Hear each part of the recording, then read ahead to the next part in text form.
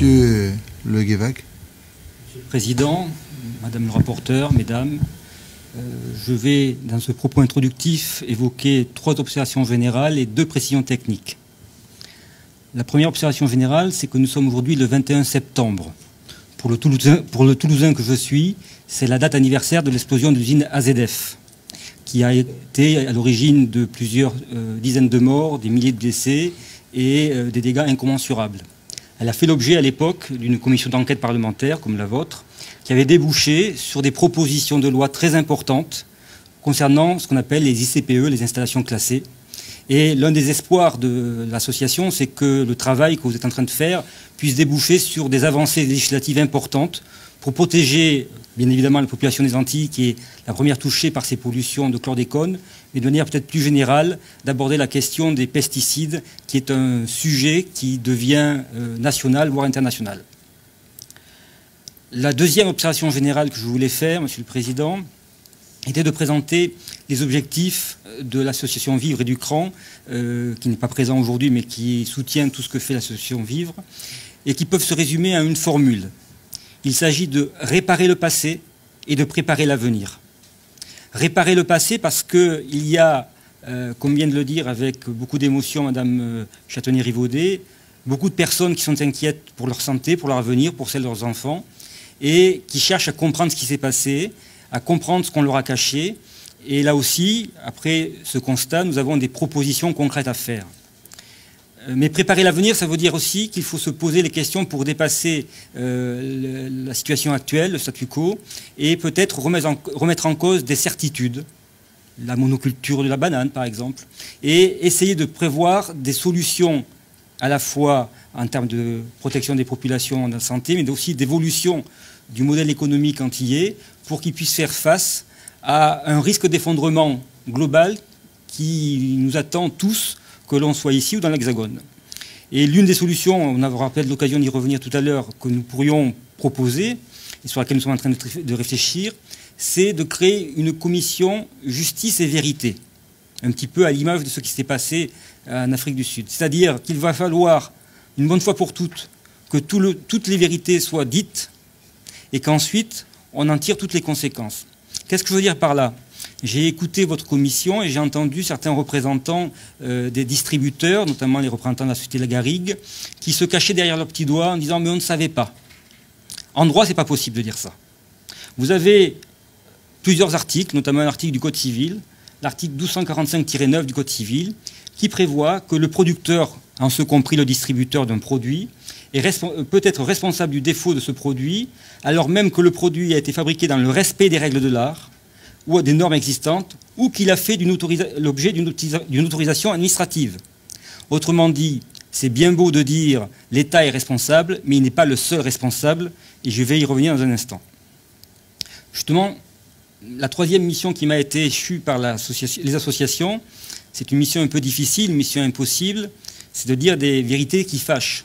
Alors peut-être pour être entendu, je vais jouer le rôle du Candide, puisque je débarque aux Antilles, je ne connais pas toutes les situations complexes qui se sont entremêlées depuis des années, mais je remarque 3 choses.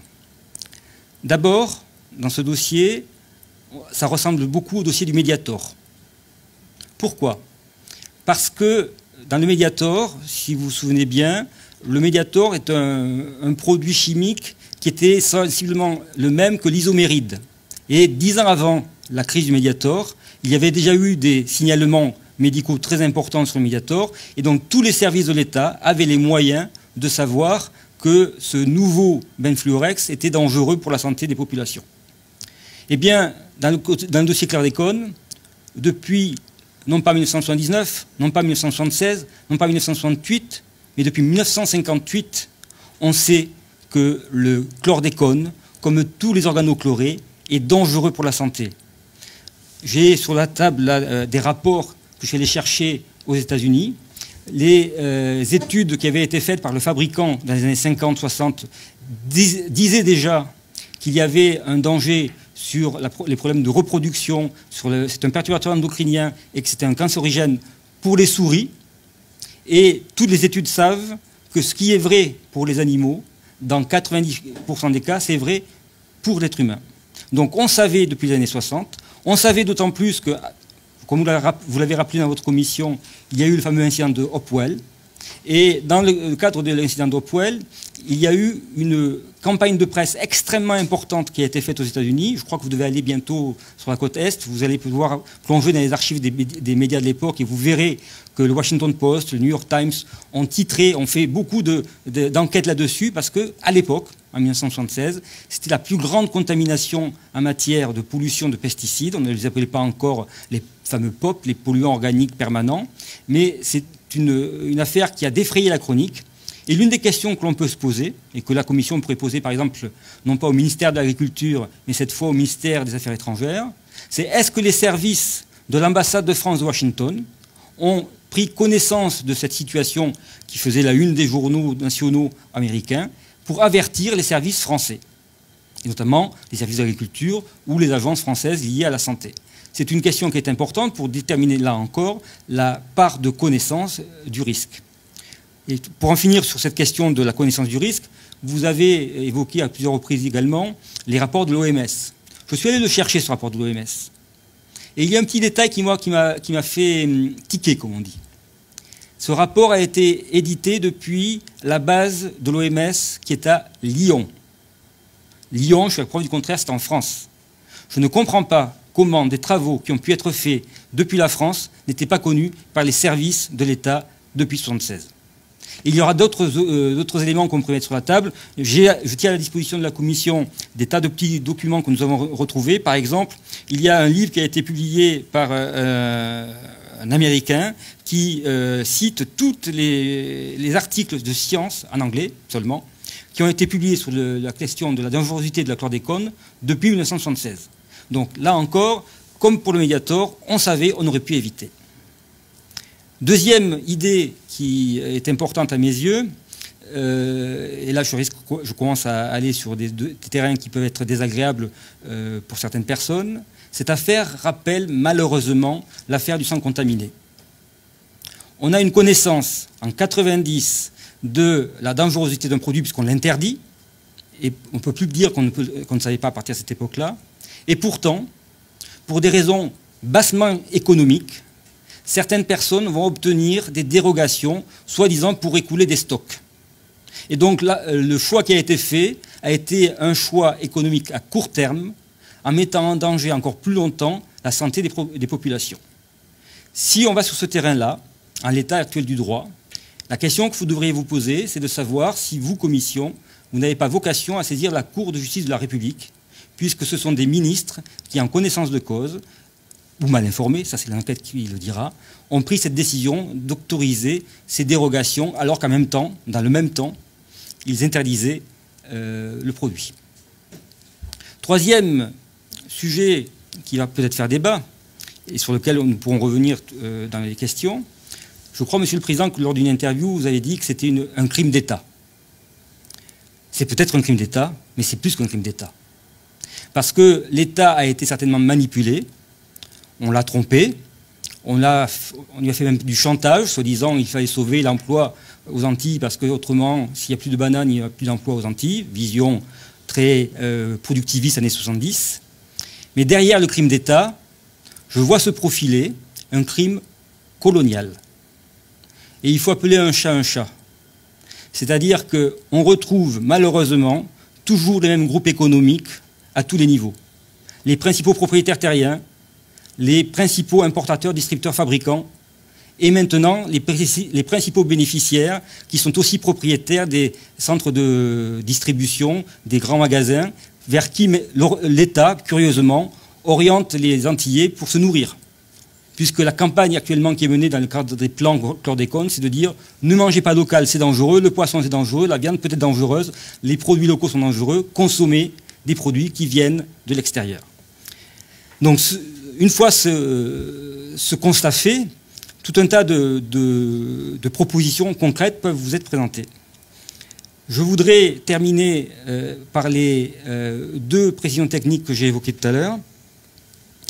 Lors des débats de votre commission au mois de juillet, le représentant du ministère de l'Agriculture a fait état qu'une partie des archives du ministère de 82 à 92 de mémoire auraient disparu. Vous voyez, je prends des précautions, je parle au conditionnel.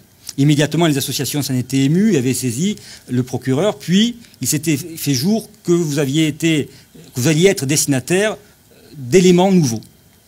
Nous ne savons pas ce qui a été communiqué, donc pour le moment, nous n'avons pas accéléré la plainte pour ne pas perturber votre commission. Et l'une des questions que nous posons et qui est importante pour tout le monde, c'est de savoir est-ce que toutes ces archives ont été récupérées et comment. À propos des archives, il y a un point qui me paraît important, qui peut se décliner en deux idées. Je ne sais pas si vous savez ce qui s'est passé aux États-Unis avec l'affaire des cigarettiers américains. C'est très intéressant parce qu'en 1953, lorsque les premières preuves scientifiques d'un lien de causalité entre la fumée de cigarette et le cancer du poumon ont été établies, les cigarettiers américains se sont réunis et ont mis en place un système de fabrication du doute. L'objectif, c'était de dire on ne sait pas scientifiquement ce qui est établi ou pas. On retrouve un écho de cette pratique dans ce qu'on entend aujourd'hui, y compris devant votre commission. Eh bien, on a pu démontrer, alors je vais dire le mot, mais c'est la concertation de ces entreprises, parce que toutes les documentations de ces entreprises ont dû être versées au débat dans le cadre des procédures judiciaires ou d'enquêtes parlementaires. Et ensuite, des étudiants, des universitaires ont pu travailler ces 80 millions de pages de documentation pour les chercher, fouiller, archiver et faire un travail d'historien qui a ensuite pu démontrer que non seulement les cigarettiers savaient, mais qu'en plus ils ont tout fait pour fabriquer du doute et faire croire que c'était faux.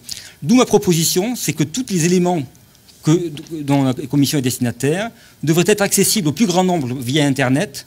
Et peut-être que pour des mesures de sécurité, les stocks d'archives qui sont encore accessibles de la Société de la Garrigue ou d'autres, comme j'ai entendu ici, qui sont dans un conteneur qui serait peut-être pas à l'abri des intempéries, eh bien il faudrait les mettre, non pas sous clé, mais en tout cas les conserver pour permettre un jour à des historiens de faire, avec le recul et le temps nécessaire, un travail approfondi d'analyse.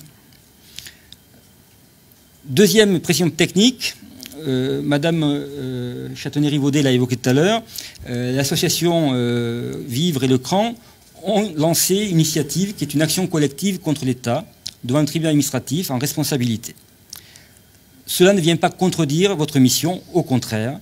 Ce qui est proposé aux populations, c'est de se mobiliser par elles-mêmes et de faire entendre leur voix, bien sûr à travers les représentants que vous êtes, mais aussi directement en faisant comprendre peut-être au gouvernement que ce n'est pas simplement une question de responsabilité entre des donneurs d'ordre, mais c'est aussi des personnes qui sont atteintes aujourd'hui, ici et maintenant, dans leur sentiment d'insécurité qui est créé par les discours parfois contradictoires qui sont véhiculés par les pouvoirs publics. Et donc, cette action collective ne vient pas contredire votre action, elle vient au contraire, je dirais, servir d'aiguillon et permettre peut-être que le gouvernement entende la plainte des populations antillaises, ce qui n'a pas été le cas, puisque je crois me souvenir que Mme Vainqueur-Christophe, l'année dernière, avait fait une proposition de création d'une commission d'indemnisation, et ça avait été renvoyé aux calendes. Eh bien là, il faudrait que le gouvernement comprenne que les populations ne peuvent plus attendre. Et j'en finirai par cela pour reboucler avec ce que je vous disais tout à l'heure. L'important, c'est de trouver un outil que j'ai baptisé Commission de justice et vérité, qui permettrait tout à la fois d'indemniser les personnes, que ce soit du préjudice moral ou du préjudice corporel, mais aussi de faire toute la vérité sur cet entrelac d'intérêts qui est à l'origine de toute cette situation. Voilà quelles étaient mes premières observations.